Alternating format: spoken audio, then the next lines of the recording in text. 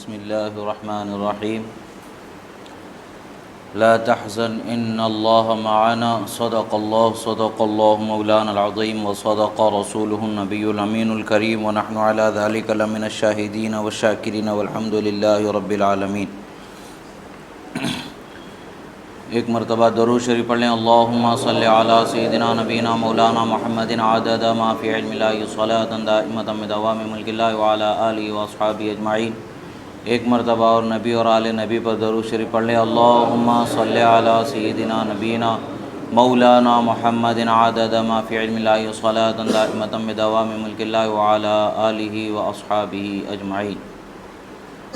اللہ رب العزت کا بے پناہ شکر و احسان کہ اللہ رب العزت نے ہمیں اس کے حبیب صلی اللہ تعالی علیہ وسلم کا سچا چاہنے والا بنایا۔ یہ اللہ کا کرم ہے، احسان ہے کہ اللہ نے ہمیں ایمان والا بنایا۔ ساتھ ہی ساتھ اللہ تبارک و تعالیٰ کا دوبالا کرم کہ اللہ نے ہمیں اس کے حبیب صلی اللہ تعالی علیہ وسلم کے آل و اصحاب کا چاہنے والا بھی بنایا۔ یہ اللہ پاک کا کرم ہے، اس لیے کہ اللہ کے رسول صلی اللہ تعالیٰ علیہ وسلم کی ہر نسبت اللہ تعالیٰ کو محبوب ہے، خواہ وہ آپ کی اولاد کی نسبت ہو، خواہ وہ آپ کے اصحاب کی نسبت ہو، ہر نسبت اللہ تبارک و تعالیٰ کے بارگاہ میں محبوب اور بلند مرتبہ رکھتی ہے۔ الحمدللہ اللہ تبارک و تعالیٰ نے ایمان والوں کے حصے میں ان دونوں نسبتوں کا ادب و احترام کرنا اللہ تبارک و تعالیٰ نے عطا فرمایا ہے، انعام فرمایا ہے ان دونوں نسبتوں کے ادب و احترام اور محبت کا۔ اہل ایمان زمانے دراز سے ان دونوں نسبتوں کا لحاظ کرتے رہے، یعنی نسبت آل ہو یا نسبت اصحاب ہو، ہر نسبت کا احترام، ہر نسبت کا ادب اور ہر نسبت سے محبت، جس کا جیسا حق ہے اس کے حق کی ادائیگی میں کوشاں رہے اور ان کی محبت کو اپنے دل میں بسائے، ان کے انداز و اطوار، ان کے طور اور طریقے ایثار و قربانی کو اپنے لیے اصول راہ نجات بنائے اور اسی پر گامزن رہے، اور انشاءاللہ قیامت تک کے اہل حق کا جو طریقہ ہے وہ اسی پر رہے گا۔ اللہ تبارک و تعالیٰ کا شکر ہے کہ اللہ تعالیٰ نے ہمیں ایسے عظیم طریقے پر ہمیں چلنے والا اللہ نے بنایا، چونکہ یہ طریقہ عام نہیں ہے بلکہ اللہ کے محبوب بندوں کا طریقہ ہے۔ یہی وہ طریقہ ہے جو حضرت جنید بغدادی کا ہے، یہی وہ طریقہ ہے جو حضرت بایزید بسطامی کا ہے، یہی وہ طریقہ ہے جو حضرت امام زین العابدین کا ہے، یہی وہ طریقہ ہے حضرت امام زید شہید کا، یہی وہ طریقہ حضرت امام جعفر صادق کا، اور یہی وہ طریقہ حضور غوث اعظم کا، حضرت خواجہ غریب نواز کا، کل اولیاء کا قیامت تک کے یہی وہ طریقہ ہے جس کو اللہ تبارک و تعالیٰ نے مذہب اعتدال راہ صراط مستقیم سے متصف فرمایا۔ اللہ کا شکر ہے کہ اللہ تبارک و تعالیٰ نے ہمیں اس نعمت سے مالا مال فرمایا۔ اللہ کے رسول صلی اللہ تعالیٰ علیہ وسلم کے صحابہ کرام میں عظیم مرتبت بلکہ افضل البشر بعد الانبیاء بالتحقیق کا جو مرتبہ حضرت ابو بکر صدیق رضی اللہ تعالیٰ عنہ کو اللہ تبارک و تعالیٰ نے اس کے حبیب صلی اللہ تعالیٰ علیہ وسلم کی بارگاہ سے مرحمت فرمایا، وہ عظیم ہستی کا بھی تعلق ہم جس مہینے سے گزر رہے ہیں اس سے بھی آپ کا تعلق ہے، یعنی اسی مہینے کے 23 تاریخ کو آپ نے وصال فرمایا، دنیا سے آپ نے کوچ فرمایا اور پردہ فرمایا۔ اللہ کے رسول صلی اللہ تعالیٰ علیہ وسلم جو آپ کے محبوب حقیقی ہے ان کی بارگاہ میں جا ملے۔ یہ اللہ کے رسول صلی اللہ تعالیٰ علیہ وسلم کے عظیم جانثار صحابہ کرام، بلکہ اسلام پر جن کا سب سے زیادہ احسان ہے، جس کو اللہ کے رسول صلی اللہ تعالیٰ علیہ وسلم نے ارشاد فرمایا کہ مجھے کسی کے مال نے اتنا نفع نہیں پہنچایا جتنا حضرت خدیجۃ الکبریٰ اور حضرت ابوبکر صدیق رضی اللہ تعالیٰ عنہ کے مال نے نفع پہنچایا۔ یعنی یہ وہ حضرات ہیں جنہوں نے اسلام کے ابتدائی دور میں جہاں پر مال و دولت کو خرچ کرنے کی ضرورت تھی، جہاں پر مضبوطی کسی کو میسر نہیں تھی مالی طور پر، اس وقت پر اپنا کل اثاثہ، کل پونجی انہوں نے راہ خدا میں نچھاور کر دیا، قربان کر دیا، اللہ کے رسول صلی اللہ تعالیٰ علیہ وسلم کی بارگاہ میں پیش فرما دیا۔ یہی وجہ ہے کہ اللہ کے رسول صلی اللہ تعالیٰ علیہ وسلم کی بارگاہ میں آپ کا بہت اونچا مقام و مرتبہ رہا۔ حضرت عمرو بن عاص رضی اللہ تعالیٰ عنہ سے ایک روایت ہے، آپ فرماتے ہیں کہ ایک مرتبہ رسول اللہ صلی اللہ تعالیٰ علیہ وسلم نے ایک جنگ جسے ذات السلاسل کہا جاتا ہے اس میں آپ کو بھیجا تھا۔ جب آپ واپس لوٹتے ہیں، جنگ سے واپس آ جاتے ہیں، پھر اس کے بعد میں آپ پوچھتے ہیں یا رسول اللہ صلی اللہ تعالیٰ علیہ وسلم ای الناس احب الیک؟ قال عائشہ قال قلت من الرجال قال ابوها قلت ثم من قال عمر الی ان قال۔ فرماتے ہیں حضرت عمرو بن عاص رضی اللہ تعالیٰ عنہ رسول اللہ صلی اللہ تعالیٰ علیہ وسلم کی بارگاہ میں حاضر ہوتے ہیں۔ یہ حدیث وہ حدیث ہے جسے امام بخاری نے بھی روایت فرمایا ہے، امام مسلم نے بھی روایت فرمایا، متفق علیہ حدیث ہے، اونچے درجے کی حدیث ہے۔ اللہ کے رسول صلی اللہ تعالیٰ علیہ وسلم سے پوچھا گیا، اے اللہ کے رسول صلی اللہ تعالیٰ علیہ وسلم، آپ کو سب سے زیادہ کون محبوب ہیں؟ حضرت رسول اللہ صلی اللہ تعالیٰ علیہ وسلم نے ارشاد فرمایا،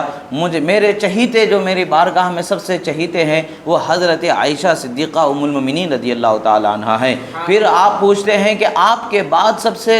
پھر کون لوگوں میں سب سے زیادہ کون آپ کو پسند ہے؟ یعنی عورتوں میں تو آپ نے حضرت بی بی عائشہ صدیقہ رضی اللہ تعالیٰ عنہا کے حق میں فرما دیا، اور پھر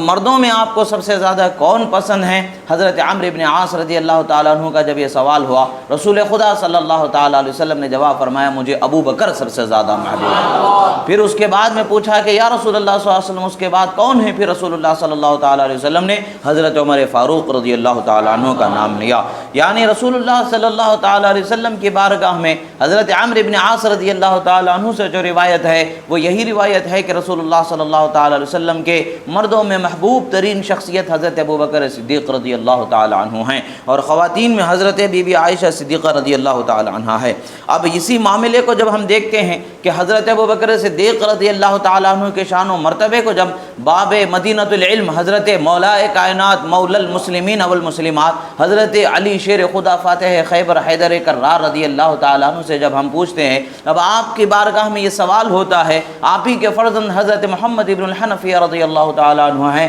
جو آپ سے سوال کرتے ہیں کہ کون سب سے بہتر انسان ہے اللہ کے رسول صلی اللہ تعالیٰ علیہ وسلم، کہ آپ روایت فرماتے ہیں قال قلت لابی ای الناس خیر بعد النبی صلی اللہ تعالیٰ علیہ وسلم، یعنی حضرت محمد ابن الحنفیہ حضرت مولا علی رضی اللہ تعالیٰ عنہ کے فرزند تھے جو دوسری زوجات سے تھے۔ تو آپ نے عرض کیا کہ میں نے اپنے والد ماجد امیر المومنین حضرت مولا علی شیر خدا رضی اللہ تعالیٰ عنہ سے پوچھا کہ اللہ کے رسول صلی اللہ تعالیٰ علیہ وسلم کے بعد سب سے بہترین شخص کون ہیں؟ حضرت مولا علی شیر خدا رضی اللہ تعالیٰ عنہ نے جواب فرمایا قال ابو بکر رضی اللہ تعالیٰ عنہ ہیں، سب سے بہترین شخصیت حضرت ابو بکر صدیق رضی اللہ تعالیٰ عنہ ہیں۔ پھر حضرت محمد بن الحنفیہ فرماتے ثم من قلت ثم من قال عمر رضی اللہ تعالیٰ عنہ وخشیت ان یقول عثمان قلت ثم انت قال ما انا الا رجل من المسلمین۔ فرماتے ہیں کہ پھر میں نے پوچھا کہ حضرت ابو بکر صدیق کے بعد کون ہیں؟ آپ نے فرمایا کہ حضرت عمر فاروق رضی اللہ تعالیٰ عنہ ہیں۔ پھر فرماتے ہیں کہ مجھے خوف ہوا کہ پھر آپ حضرت عثمان کا نام نہ لے لیں رضی اللہ تعالیٰ عنہم، کہ میں نے پھر فوراً آپ سے پوچھ لیا کہ اس کے بعد آپ کا درجہ ہے؟ حضرت مولا علی رضی اللہ تعالیٰ عنہ نے فرمایا کہ نہیں، اللہ کے بندوں میں سے ایک اور شخصیت ہیں جن کا درجہ ہے، یعنی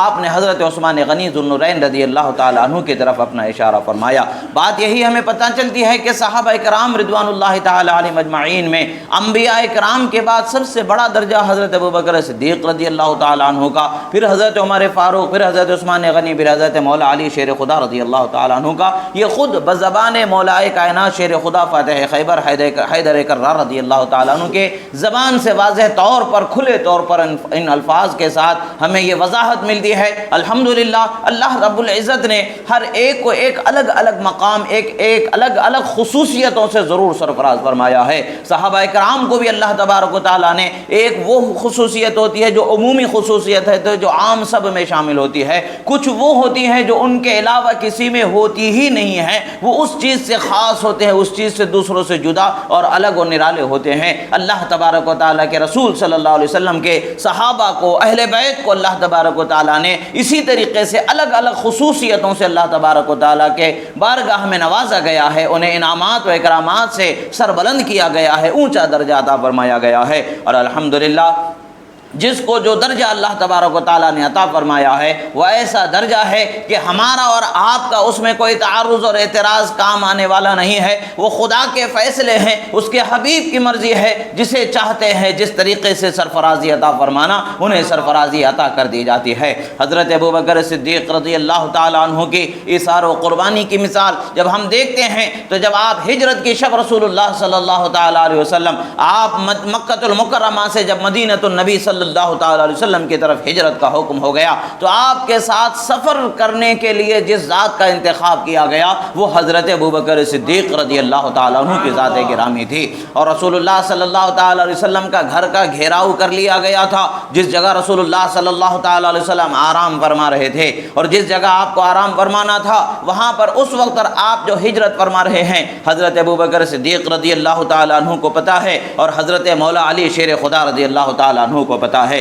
حضرت رسول اللہ صلی اللہ تعالیٰ علیہ وسلم اپنے کمرے مبارکہ میں اپنے بستر مبارک پر حضرت مولا علی رضی اللہ تعالیٰ عنہ کو اپنی جگہ پر لیٹا کر کے تشریف لے جاتے ہیں۔ معاملہ کیا ہے؟ کفار نے ارادہ کر لیا تھا، انہوں نے پورا پکا منصوبہ بنا لیا تھا کہ آج کی رات میں محمد عربی صلی اللہ تعالیٰ علیہ وسلم کو قتل کر دیا جائے گا معاذ اللہ۔ اور یہ کیسے ہو سکتا ہے کہ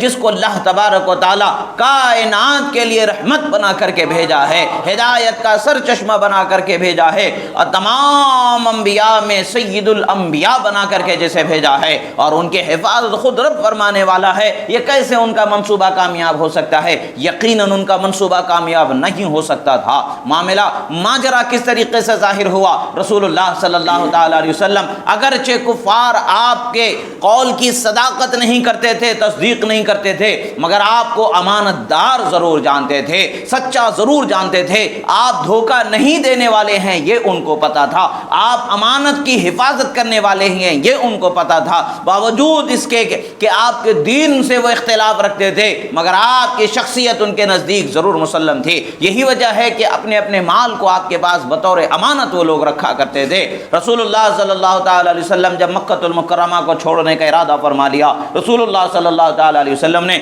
حضرت مولا علی کو فرمایا کہ علی میرے بستر پر سو جانا،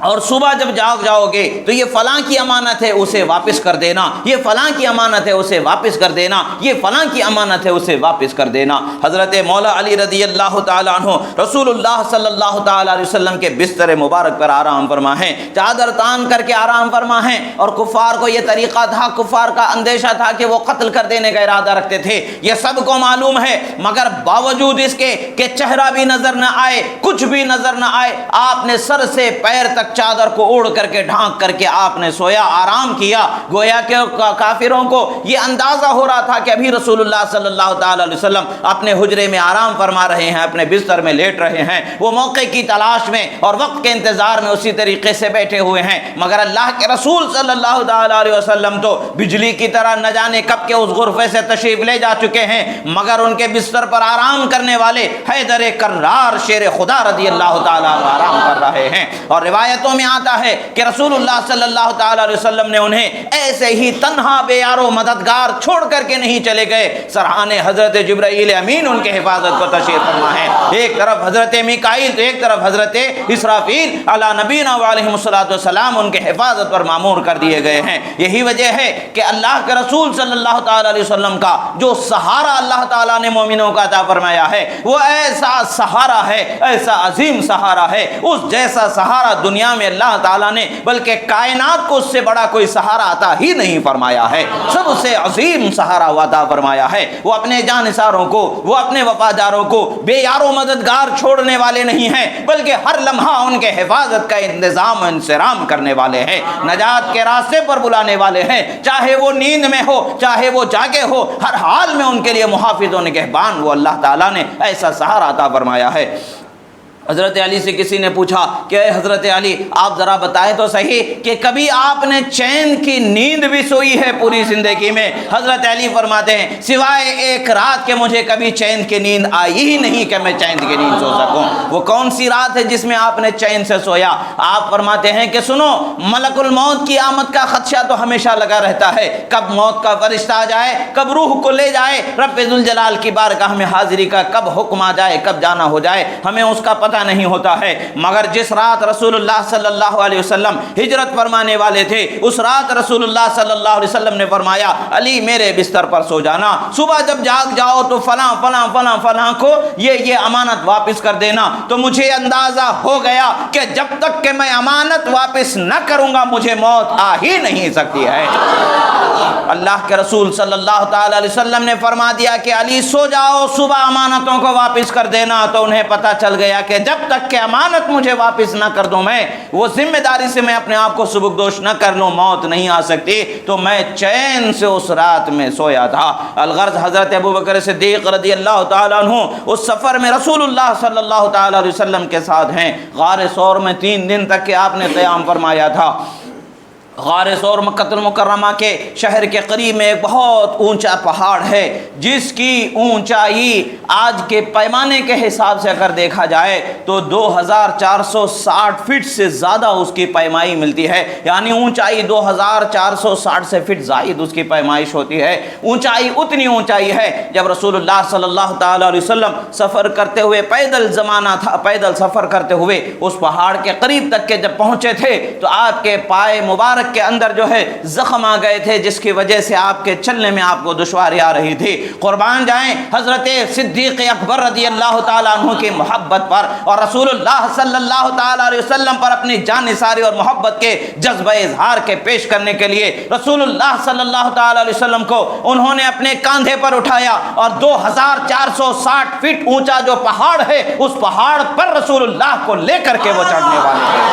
رسول اللہ صلی اللہ تعالیٰ علیہ وسلم کو اپنے کاندھوں پر بیٹھا کر کے آپ وہاں پہنچے ہیں۔ یہ رسول اللہ صلی اللہ تعالی علیہ وسلم کے جان نثار صحابہ کرام رضوان اللہ تعالی علیہم اجمعین کی جان نثاری ہے۔ عزیزان محترم، اللہ کے رسول صلی اللہ تعالی علیہ وسلم کے صحابہ ہوں یا اہل بیت ہوں، ہر ایک کی جدا خصوصیت ضرور الگ الگ ہے، مگر اللہ تبارک و تعالی کے نزدیک کس کا کیا مقام ہے وہ خدا اور رسول ہی بہتر جانتے ہیں۔ جو ان کے بیان سے، جو ان کے ظاہر سے، صحابہ کے اتفاق سے، تمام امت کے اعتراف سے یہی بات سمجھ میں آتی ہے بزبان مولا علی، جس کا بیان ہو چکا کہ سب سے بہترین شخصیت انبیاء کے بعد وہ حضرت ابوبکر صدیق رضی اللہ تعالیٰ عنہ کی ہے۔ عزیزان محترم، حضرت ابوبکر صدیق رضی اللہ تعالیٰ عنہ کا مقام و مرتبہ بہت بلند و بالا ہے۔ ہماری زبان، ہماری فکر، ہماری نظر اس کے بیان سے قاصر ہیں۔ وہ اللہ کے رسول صلی اللہ تعالیٰ علیہ وسلم کے بہت محبوب شخصیت ہیں۔ اللہ کے رسول صلی اللہ تعالیٰ علیہ وسلم کے ساتھ انہوں نے بہت وفاداری کی، بہت وفاداری کی، اتنی وفاداری کی جس کو ہم بیان ہی نہیں کر سکتے ہیں۔ بس رسول اللہ صلی اللہ تعالیٰ علیہ وسلم نے جو بیان فرما دیا، کسی کے مال ایثار و قربانی نے مجھے اتنا نفع نہیں پہنچایا جتنا کہ حضرت خدیجہ کے مال اور ان کی ایثار و قربانی نے، اور حضرت ابوبکر صدیق کے مال اور ایثار و قربانی کے جتنا مجھے انہوں نے فائدہ پہنچایا ہے، ان کی ذات و مال سے جتنا فائدہ پہنچا ہے کسی اور کی ذات و مال سے مجھے اتنا فائدہ نہیں پہنچا ہے۔ یہ حضرت ابوبکر صدیق رضی اللہ تعالیٰ عنہ کے لیے رسول اللہ صلی اللہ تعالیٰ علیہ وسلم کی یہ گواہی کافی ہے۔ حضرت ابوبکر صدیق رضی اللہ تعالیٰ عنہ، ایک مرتبہ کا واقعہ ہے کہ حضرت ابوبکر صدیق رضی اللہ تعالی عنہ ان کے گھر میں بھی چند مہمان تشریف فرما ہوئے۔ ماجرا کیا تھا، معاملہ کیا تھا؟ رسول اللہ صلی اللہ تعالی علیہ وسلم نے فرمایا اصحاب صفہ، وہ صحابہ کرام کی جماعت جو رسول اللہ صلی اللہ تعالی علیہ وسلم کے حجرے مبارکہ کے سامنے ایک چبوترا تھا جس پر آپ دن رات وہ صحابہ بیٹھے ہوا کرتے تھے، ان میں سے ایک حضرت ابو ہریرہ رضی اللہ تعالی عنہ بھی ہیں۔ کثیر صحابہ وہاں پر ہوا کرتے تھے جن کے کوئی گھر نہیں تھے، جن کے کوئی ٹھکانے نہیں تھے، بس وہ رسول اللہ صلی اللہ تعالی علیہ وسلم ہی کے رحم و کرم پر جن کی زندگی ہوتی تھی، رسول اللہ کے گھر سے جو کچھ مل جاتا تھا وہ کھا لیا کرتے تھے، ورنہ وہ قناعت و صبر کی زندگی گزار کر کے کئی دن رسول اللہ کے گھر میں بھی چولہا نہیں جلتا تھا تو یہ بھی کئی دن کے فاقے سے گزرنے والی ہستیاں ہوا کرتی تھیں۔ الغرض رسول اللہ صلی اللہ تعالی علیہ وسلم نے جب کافی دن گزر چکے اور کافی زیادہ لمبا بھوک اور پیاس کا جو وقت تھا، جو بھوک کا وقت کا گزر چکا، سرکار مدینہ صلی اللہ تعالی علیہ وسلم نے لوگوں کو کہا کہ جس کے گھر میں 2 لوگوں کے کھانے کا انتظام ہے وہ ایک کو لے کر کے چلے جانا۔ اسی طریقے سے آپ نے بتایا یعنی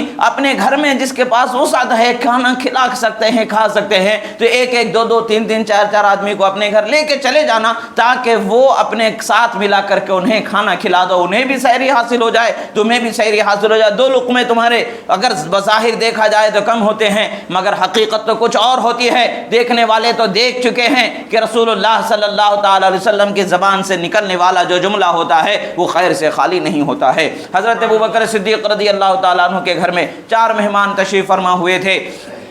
اور رسول اللہ صلی اللہ تعالیٰ علیہ وسلم نے 10 یا اس سے زائد اپنے گھر مہمان فرمائے تھے۔ رسول اللہ صلی اللہ تعالیٰ علیہ وسلم کی خدمت میں حضرت ابوبکر صدیق رضی اللہ تعالیٰ عنہ کمر بستہ تھے، سرکار کی خدمت پر ٹھہرے تھے۔ سرکار صلی اللہ علیہ وسلم نے اپنے مہمانوں کو بھی کھلایا، خود بھی کھانا تناول فرمایا۔ اس کے بعد جب حضرت ابوبکر صدیق رضی اللہ تعالیٰ عنہ اپنے دور دولت پر جب آپ پہنچتے ہیں، اپنے گھر پر جب آپ پہنچتے ہیں تو پتہ چلتا ہے کہ آپ کے گھر میں ابھی تک کسی نے کھانا ہی نہیں کھایا ہے۔ وہ مہمان جن کو کھانا کھانا تھا انہوں نے بھی نہیں کھایا ہے، نہ آپ کی زوجہ نے کھایا ہے، نہ آپ کے بچوں نے کھایا ہے۔ حضرت ابوبکر صدیق رضی اللہ تعالیٰ عنہ نے فرمایا کیوں ان کو نہیں کھلایا گیا؟ جواب ملتا ہے، زوجہ عرض کرتی ہیں انہوں نے کہا کہ ہم اپنے میزبان کے بغیر کھانا نہیں کھائیں گے، وہ آئیں گے تبھی ہم کھانا کھائیں گے۔ اتنی دیر ہو گئی، کافی رات گزر چکی تھی اور وہ لوگ انتظار میں تھے، بھوکے تھے۔ حضرت ابوبکر صدیق رضی اللہ تعالیٰ عنہ کو یہ خیال تھا کہ انہیں کھلا دیا جانا چاہیے تھا، کسی طریقے سے سمجھا بجھا کر کے۔ اس میں شاید گھر والوں کی طرف سے کوتاہی ہوئی،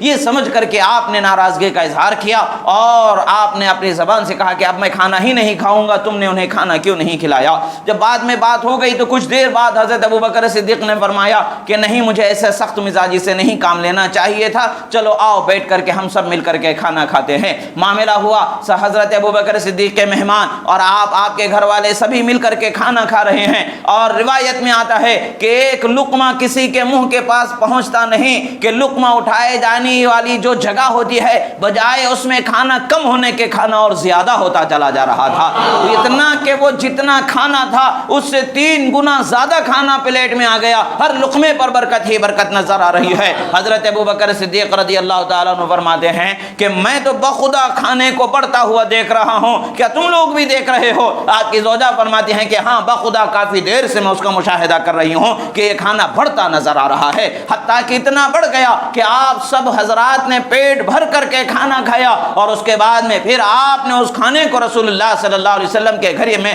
ہدیے کے طور پر پیش فرمایا۔ رسول اللہ صلی اللہ علیہ وسلم نے خود بھی اس میں سے کچھ کھانا تناول فرمایا۔ حاصل یہ کہ حضرت ابوبکر صدیق رضی اللہ تعالیٰ عنہ کے دسترخوان پر اللہ تبارک و تعالیٰ نے برکتوں کو ایسا انڈیلا کہ دیکھنے والوں نے دیکھا۔ بعض روایتوں میں یہ آتا ہے کہ ہم اس کھانے سے تسبیح کا جو جملے تسبیح کی اور اللہ کی تسبیح بیان کرنے کی اور اللہ کی حمد و ثنا بیان کرنے کی آواز کو صاف طور سے سنا کرتے تھے۔ یعنی حضرت ابوبکر صدیق رضی اللہ تعالیٰ عنہ کی ذات گرامی وہ ذات گرامی ہے کہ جن کے گھر کے کھانے اور اس کھانے کے دانے اللہ کی تسبیح و تحمید بیان کرنے والے ہیں۔ اللہ تبارک و تعالیٰ نے انہیں وہ عظمت سے سرفراز فرمایا ہے۔ رسول اللہ صلی اللہ تعالیٰ علیہ وسلم کی بارگاہ میں بہت مقرب مرتبہ رکھنے والے، صحابہ کرام میں بہت اونچا مقام رکھنے والے اور بہت ہی مہربان شخصیت آپ کی تھی۔ حضرت رسول اللہ صلی اللہ تعالیٰ علیہ وسلم کی بارگاہ میں ہمیشہ آپ کے اشارے پر رہنے والے،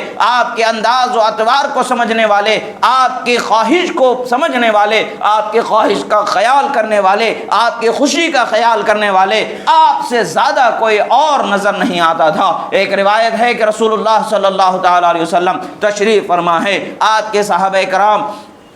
آپ کے ساتھ تشریف فرما ہیں اور سب لوگ بیٹھے ہوئے ہیں سرکار مدینہ صلی اللہ تعالیٰ علیہ وسلم کی بارگاہ میں۔ اچانک میں آخر میں حضرت مولا علی شیر خدا رضی اللہ تعالیٰ عنہ تشریف لا رہے ہیں۔ سرکار دو عالم صلی اللہ تعالیٰ علیہ وسلم ایک نظر مجلس کی طرف دیکھتے ہیں اور سارا حصہ جگہ کا بھرا ہوا ہے، سب لوگ بیٹھے ہوئے ہیں اور ایک کو بیٹھنے کی عام آسانی حالت میں گنجائش نہیں ہے جب تک کہ سرک کر کے ایک دوسرے میں سمٹ کر کے ان کو بیٹھنے کی جگہ نہ دی جائے۔ سب کی طرف ایک نظر دیکھتے ہیں، اپنے اطراف و جوانب اور سامنے بھی ایک نظر ڈال لیتے ہیں۔ حضرت ابوبکر صدیق رضی اللہ تعالیٰ عنہ کو سمجھ میں آ گیا کہ رسول اللہ صلی اللہ تعالیٰ علیہ وسلم حضرت مولا علی کے لیے بیٹھنے کی جگہ کے خواہش مند ہیں۔ حضرت مولا علی رضی اللہ تعالیٰ عنہ تشریف لائے اور وہ جگہ کے لیے ڈھونڈ رہے ہیں کہ مجھے کہاں بیٹھنے کی جگہ ملتی ہے۔ حضرت ابوبکر صدیق فرماتے ہیں ہا ہونا یا ابو الحسن، ہا ہونا یا ابو الحسن، یہ اے حسن کے والد یہاں تشریف لائیے، آپ یہاں تشریف لائیے، آپ یہاں تشریف لائیے۔ جب انہوں نے نے ان کو اپنے پاس بلا کر کے رسول اللہ صلی اللہ علیہ وسلم کے بازو میں بیٹھا دیا۔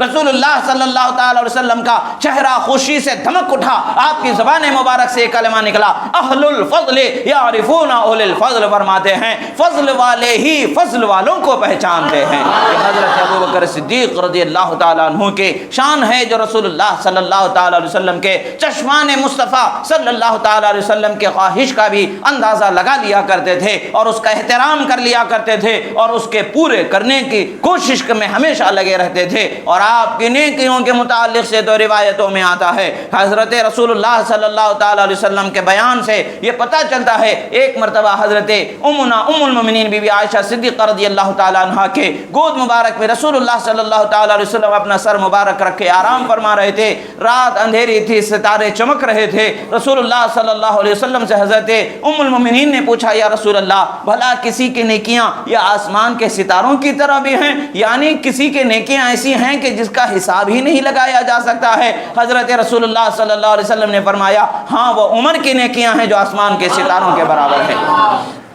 پھر حضرت ام المؤمنین بی بی عائشہ صدیقہ رضی اللہ تعالی عنہ پوچھتی ہیں، یا رسول اللہ پھر میرے والد حضرت ابوبکر صدیق رضی اللہ تعالی عنہ کا کیا حال ہے؟ پھر رسول اللہ صلی اللہ تعالی علیہ وسلم فرماتے ہیں، عمر کی ساری نیکیاں ابوبکر کی ایک نیکی کے بھی برابر نہیں ہو سکتی ہیں۔ یعنی پتہ یہی چلتا ہے کہ بے شک ان کا مقام و مرتبہ بہت بلند و بالا ہے حضرت عمر فاروق کا، مگر حضرت ابوبکر صدیق کو بارگاہ رسالت میں، بارگاہ خدا میں جو خصوصی مقام حاصل ہے وہ الگ ہی مقام ہے جو سب کے تصور سے باہر ہے، جس کا اندازہ ہی نہیں لگایا جا سکتا ہے۔ یہی وہ بات ہے جسے حضرت مولا علی شیر خدا رضی اللہ تعالیٰ عنہ نے بیان فرما دیا اور امت کے لیے ہمیشہ کے لیے ایک فیصلہ آپ نے سنا دیا تاکہ اس میں کسی کو چوں چاں کرنے کی گنجائش باقی نہ بچے۔ عزیزان محترم، ہمارے لیے ہر نسبت مصطفیٰ صلی اللہ تعالیٰ علیہ وسلم کا ادب اور احترام ضروری ہے۔ جب تک کہ ہم ادب نہیں کریں گے، ہم صحیح معنوں میں اللہ کے محبوب بندوں کے باادب نہ ہو جائیں، اس وقت تک کہ ہم اللہ کی رحمت کے حقدار نہیں ہوں گے۔ اللہ کی رحمت کے اگر خود کو حقدار بنانا ہے، اللہ کے محبوب بندوں سے اپنے